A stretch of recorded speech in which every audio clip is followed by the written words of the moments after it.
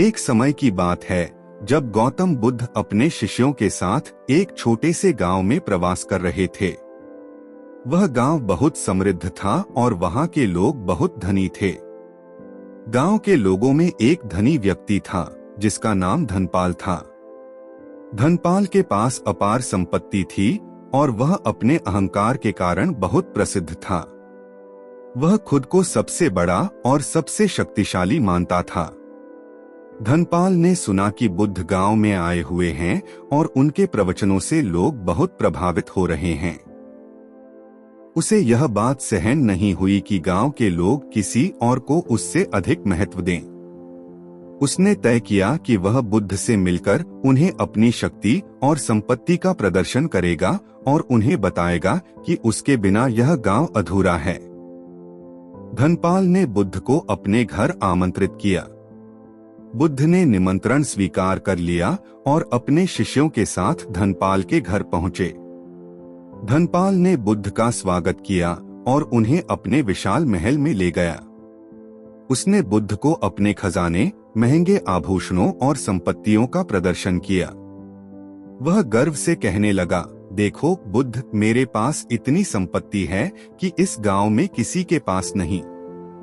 मैं सबसे शक्तिशाली और धनी व्यक्ति हूँ। बुद्ध मुस्कुराए और बोले, धनपाल, तुम सच में बहुत धनी हो, लेकिन क्या तुमने कभी सोचा है कि यह संपत्ति और अहंकार तुम्हें किस दिशा में ले जा रहा है? धनपाल हंसते हुए बोला, बुद्ध, मैं आपकी बात समझ नहीं पा रहा हूँ।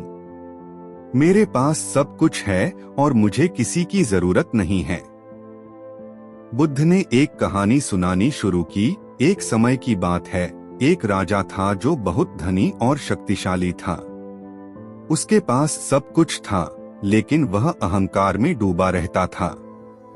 एक दिन उसने एक संत से पूछा, संत जी, मेरे पास सब कुछ है, लेकिन फिर भी मैं खुश नहीं हूँ। इसका कारण क्या है? संत ने जवाब दिया, राजा, तुम्हारा अहंकार तुम्हें नष्ट कर रहा है। जब तक तुम अपने अहंकार को त्याग नहीं देते, तब तक तुम सच्ची खुशी नहीं पा सकते। राजा ने संत की बात मानी और धीरे धीरे अपने अहंकार को त्याग दिया। उसे अंततः सच्ची खुशी मिल गई। धनपाल ने बुद्ध की कहानी सुनकर कुछ सोच में पड़ गया। उसे महसूस हुआ कि उसका अहंकार ही उसकी सच्ची खुशी का सबसे बड़ा दुश्मन है। उसने बुद्ध के चरणों में गिरकर माफी मांगी और अपने अहंकार को त्यागने का संकल्प लिया।